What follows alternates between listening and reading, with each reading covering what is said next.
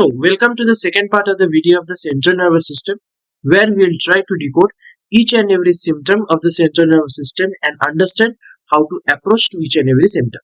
So first, let us talk about how to assess a patient with weakness or a focal neurological deficit.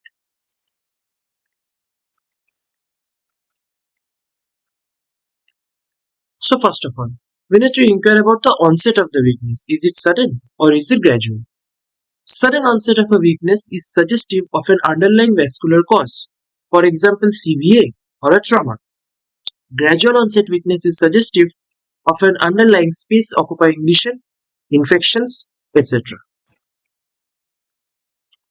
You must ask what was the patient doing at the onset.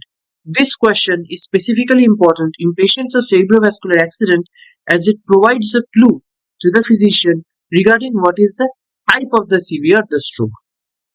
Activation or activity or history of exertion is suggestive of an embolic stroke.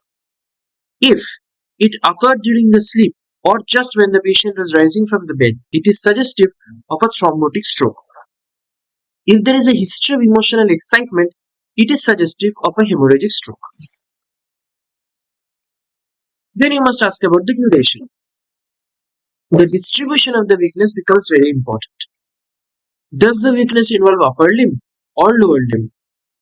If it involves any of the limbs, ask, is it a distal weakness or is it a proximal weakness? To differentiate between distal and proximal weakness, you must ask which activities are limited in the patient. Is there any truncal weakness that is present? So if activities like lifting the arm above the head, combing the hair, placing objects on the high shelf are limited, then it is suggestive of a proximal upper limb weakness. Whereas if typing, sieving, writing is limited, or the patient gives history of repeated falling of objects from the hand, then it is suggestive of a distal upper limb weakness. In case of lower limb weakness, if activities like climbing stairs, squatting, or even getting up from squatting position are limited, it is suggestive of a proximal lower limb weakness. Whereas, if slippers are falling off repeatedly from the foot, then it is suggestive of a distal lower limb weakness. Predominant distal weakness is seen in involvement of the pyramidal tract or in patients of peripheral neuropathy. If the patient is unable to sit up from a supine position, then it is suggestive of truncal weakness in the patient. Next, now subtyping of the paralysis. What are the different types of paralysis or distribution of weaknesses that you can see in your patient? Depending on distribution, weakness can be classified as monoplegia if one limb of the patient is weak, hemiplegia if the weakness involves one half of the body, paraplegia if the bilateral lower limbs are weak, and quadriplegia if both the upper limbs and the lower limbs of both sides of the body are weak. In case of monoplegia and hemiplegia, the lesion is usually located above the level of the spinal cord. Monoplegia can also be seen due to myopathies and neuropathies as well. Sometimes. In case of paraplegia and quadriplegia, the lesion is usually located at and below the level of the spinal cord. Therefore, grouping the weakness based on its distribution can also help you to localize the lesion. Now ask about the progression of the weakness. Is it improving? Is it stationary? Or is it deteriorating over the time? Ask, is it waxing and waning?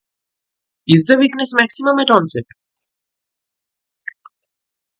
So, if the weakness is improving, it is suggestive of inflammatory causes, acute transverse myelitis, or multiple sclerosis. If the weakness deteriorates over time, it is suggestive of a compressive myelopathy.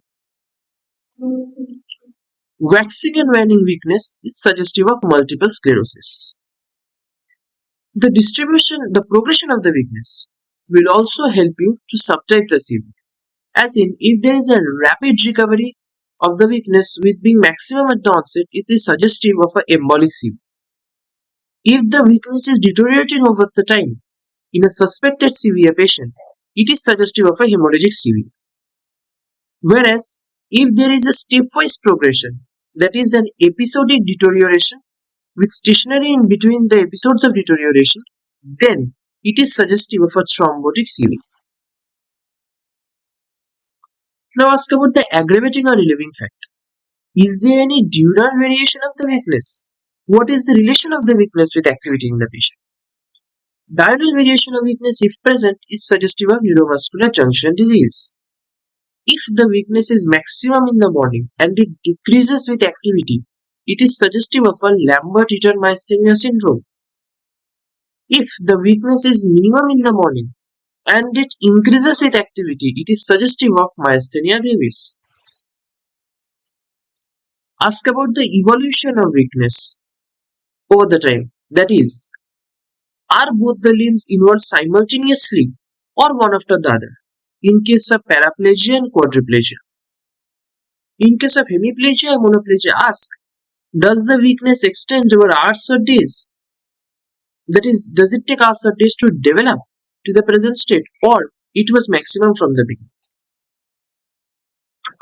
If the limbs are involved one after the another in a myelopathy patient, that is paraplegia and quadriplegia, then it is suggestive of a compressive myelopathy, something which is called as Ellsberg phenomenon. Ellsberg phenomenon has been described later in a different slide.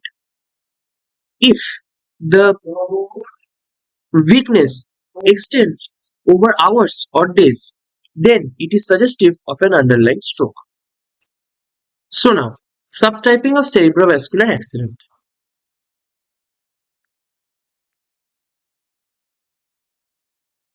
Cerebrovascular accident is basically of three types: hemorrhagic CVA, thrombotic CVA, and embolic CVA based on the underlying pathophysiological mechanism. In hemorrhagic CVA, there is a bleed within the central nervous system. Thrombotic and embolic CVA are both subtypes of ischemic strokes. In thrombotic CVA, there is atherosclerotic mechanism which occludes the blood vessels supplying to the brain. And in embolic CVA, there is embolus from a thrombus that is lying elsewhere within the body.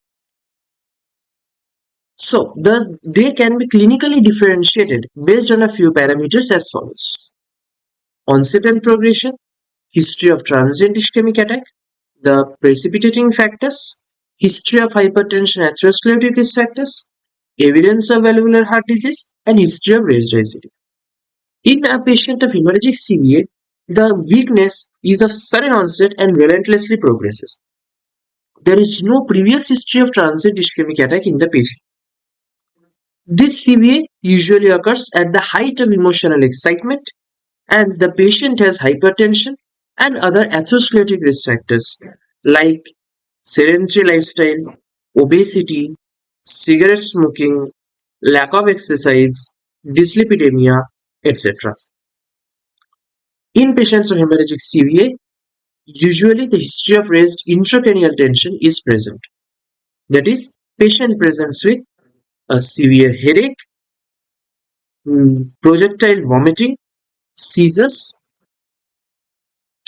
In patients of thrombotic CVA, their weakness is of sudden onset and has a stepwise progression. History of transient ischemic attack is present. The CVA occurs when the patient is in sleep or is risen from the bed. History of hypertension, atherosclerotic risk factors may also be present in these patients. Raised intracranial tension may or may not be present. In patients of embolic CVA, the weakness is sudden in onset with maximum at the onset, and over time there is a complete recovery. History of transient ischemic attack is present in embolic CVA patients. The CVA occurs during activity or during exertion. And in these patients, evidence of valvular heart disease is present. Embolic CVA is usually seen to be associated with a mitral stenosis and atrial fibrillation. There is an irregular, as is evidenced by an irregularly irregular pulse in the patient. What happens that in mitral stenosis, outflow of blood from the left atrium to left ventricle is hampered. As a result, there is a stasis of blood in the left atrium, resulting in development of thrombi, and embolus arising from this thrombi will result in CVA. In such patients, history of raised ICT is absent. So, next you must ask about the associated symptoms. The associated symptoms will help you to localize the lesion, and this is specifically helpful in a patient of CVA. You must ask about speech deficits or aphasias, behavioral abnormalities, visual field defects, and apraxia, all of which comes under higher function deficits and are involved if there is a lesion within the cerebral cortex. Ask about deviation of face to one side, dribbling of saliva and food from the angle of the mouth, as well as dysarthria. If these are present, it indicates that there is a paralysis of the lower half of the face. If there is an inability to close the eye or lift the eyebrows, then this indicates an upper half of face paralysis. Ask for diplopia or double vision. This indicates a palsy of the cranial nerves 3rd, 4th, and 6th. If ptosis is present, that is drooping of the eyelids, it indicates a cranial nerve 3rd palsy. If there is a loss of pain, touch, and temperature sensation from one half of the face and/or difficulty in chewing food, this indicates a palsy of the 5th cranial nerve. If the patient complains of dysphagia, dyspnea, recurrent episodes of aspiration, and/or dysarthria, this indicates a palsy of cranial nerves 9 to 12. These symptoms will help you to localize the lesion. How? Let's understand. If there are higher function deficits, this indicates that the lesion is located in the cerebral cortex.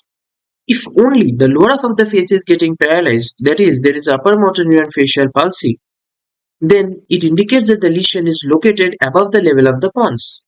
Whereas, if there is an upper and lower half of the face palsy, that there is a hemifacial palsy, it indicates a lower motor neuron facial palsy.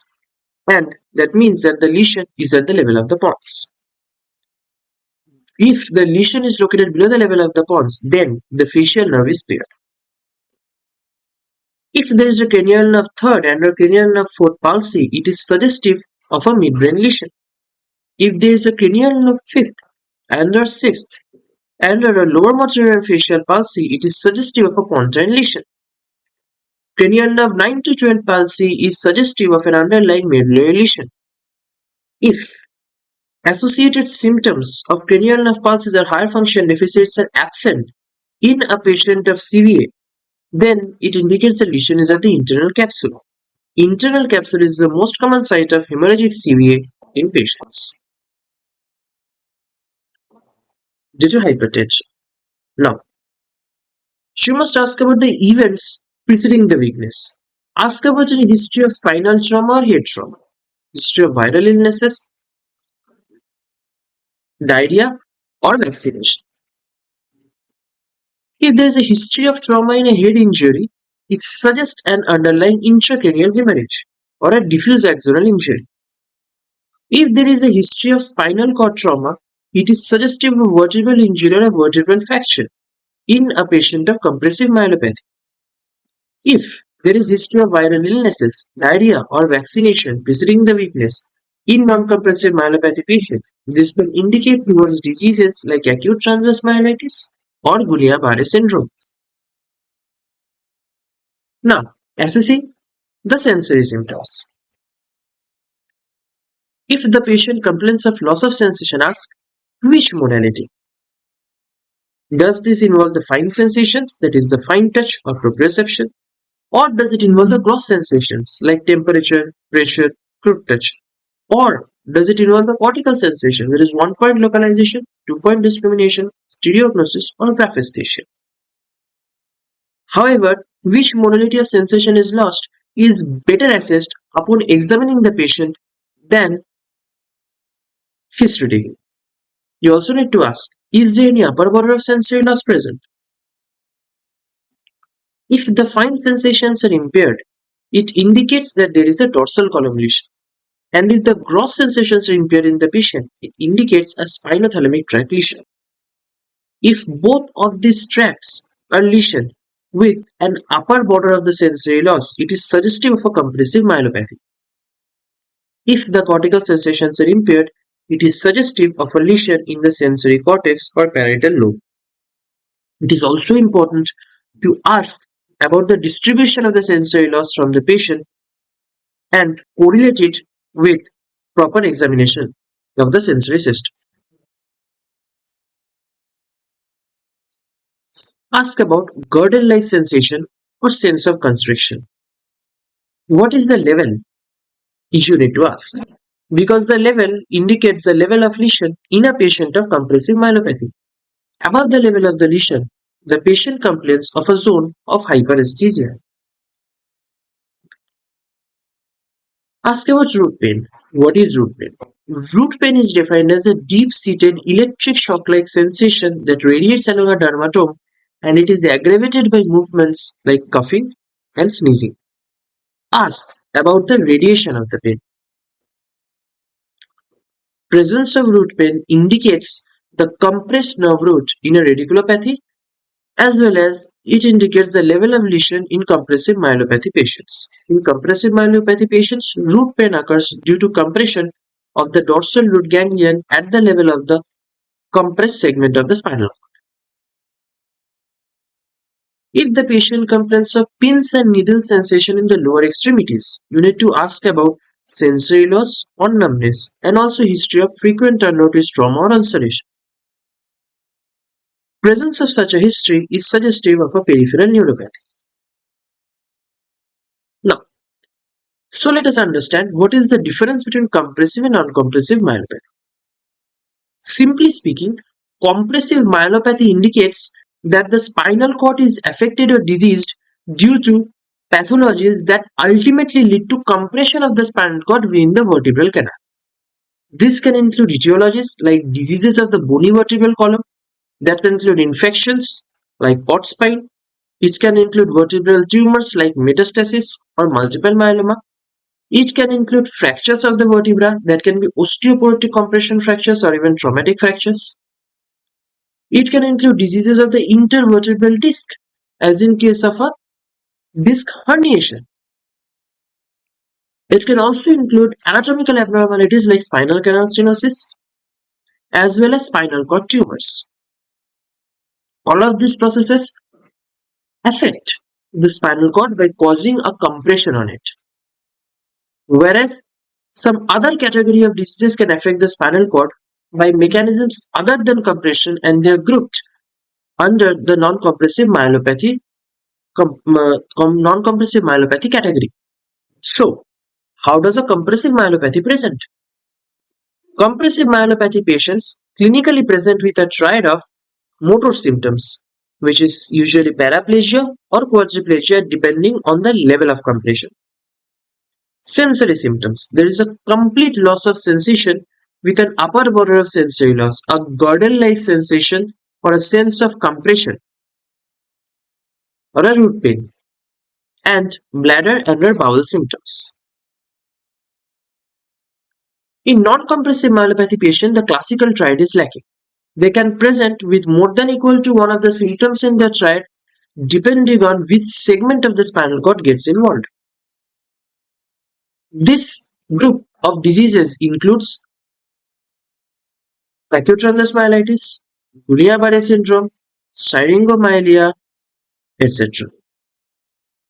Now, in patients of cervical myelopathy, there is a phenomenon called as Ellsberg phenomenon. It is seen in compressive myelopathies involving the cervical cord. In Ellsberg phenomenon, there is a clockwise or an anti-clockwise progression of weakness from upper limb to lower limb. Initially, it starts with the weakness of ipsilateral upper limb, then it proceeds to ipsilateral lower limb, then it proceeds to contralateral lower limb, and finally to the contralateral upper limb. This is the Ellsberg phenomenon. Now, in an assessment of a patient of compressive myelopathy, it is also important to recognize what is the level of the lesion or which segment of the spinal cord is compressed. So how can you clinically assess? Root pain or radiculopathic pain will proceed along the dermatome of the compressed nerve root.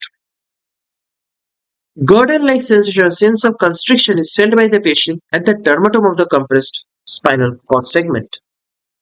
Upper border of sensory loss is also seen at the dermatom of the compressed segment. Lower motor neuron features are seen at the margin of the compressed segment, and below the level of the compression, there are upper motor neuron features of muscle weakness. Lastly, you need also to assess the bladder symptoms. Bladder symptoms can be grouped into three broad headings. Inflammatory symptoms, which is urgency, frequency, and dysuria. Dysuria is a burning pain on micturition. Urgency means the patient has to visit the toilet immediately, and frequency means repeated episodes of feeling the urge to micturate. Obstructive symptoms, which includes hesitancy, that is difficulty in initiating micturition, poor steam or dribbling, and a feeling of urinary retention. And the third category is neurological symptoms. Ask, can the patient feel the urine passing? Does he feel the sensation of bladder fullness? Can he stop the urine midstream at will? Is there any bowel problems or difficulty in anal sensations? Are bladder symptoms also associated with erectile dysfunction? So, inflammatory symptoms are seen in cystitis and urinary tract infections. Obstructive symptoms are seen with obstruction to the outflow of urine from the bladder, as in diseases like prostate enlargement, urethral injuries or strictures, meatal stenosis, etc. Neurological symptoms of the bladder are seen with lumbosacral cord injuries or compressive myelopathies involving above the lumbosacral cord or at the level of the lumbosacral cord. So that's all for this segment. Thank you.